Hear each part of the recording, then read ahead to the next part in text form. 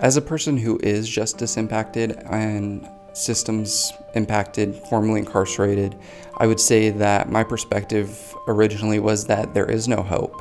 I'm going to come out of this cell with a criminal record. I'm not going to be able to go forward, have a career, have a family, have a normal life, and that wasn't the case.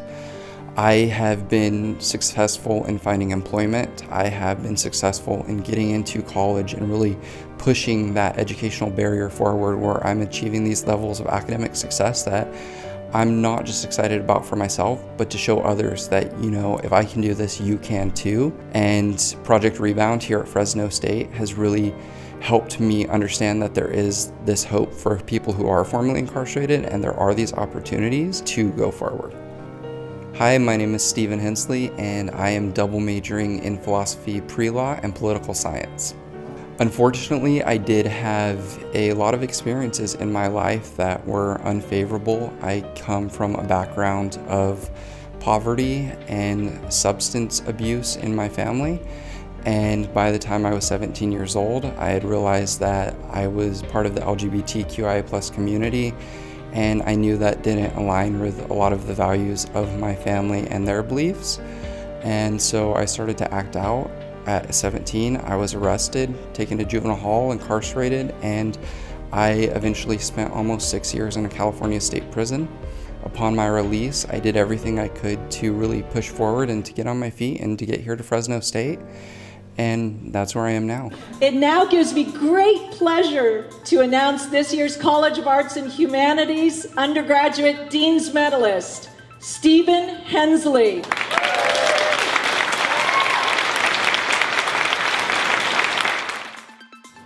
When I found out that I was the Dean's Medalist for the College of Arts and Humanities, it felt great. I think that it really went to affirm a lot of the things I've been working on in the community, and it's really kind of just like reiterating what I'm doing and the impact that I'm making. And so it was a great feeling. I have been accepted to Berkeley Law School. I am incredibly excited about that, and I plan on attending in August of this year. Stephen is very humble. He's quite talented. He's so hardworking. He takes on so much. He has substantial coursework. He has serious commitments outside of his schoolwork. He has obligations to his family, and he has concerns for his family that take up a lot of time.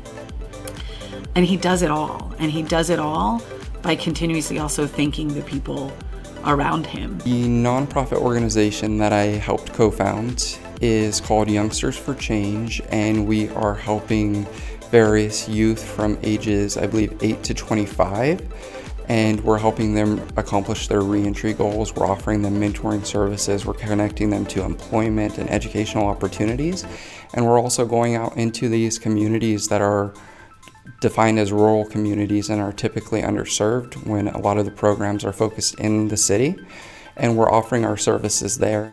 So there's this idea that, what am I going to do next? And if I am justice or systems impacted, that's going to follow me for the rest of my life. There is no hope. There is no chance of me going forward.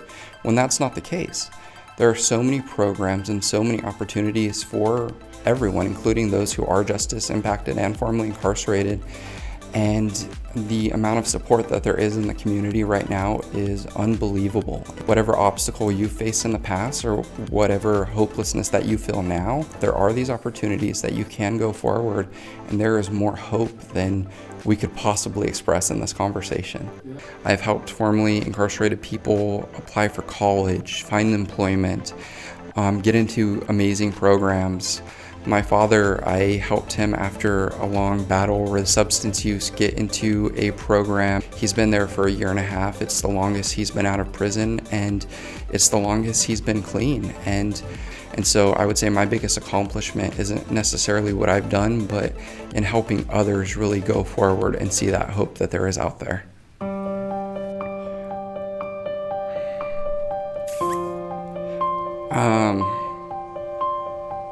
Actually, if I can,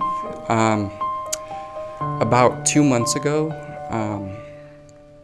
so I'm here expressing that there is all of this hope, and that there are these opportunities and that we can go forward and make these things happen. But we have to dissipate the shame that's associated with being transparent first. About 2 months ago, my grandma died of a fentanyl overdose. She was ashamed to tell us that she was struggling, that she had relapsed after being clean for almost 10 years. And that shame really pushed her to not reach out to anyone, to not be honest with anyone. And ultimately things ended the way they did because of that. And I just want to express that transparency and acceptance is incredibly important, and that hope is always there no matter what the circumstance is.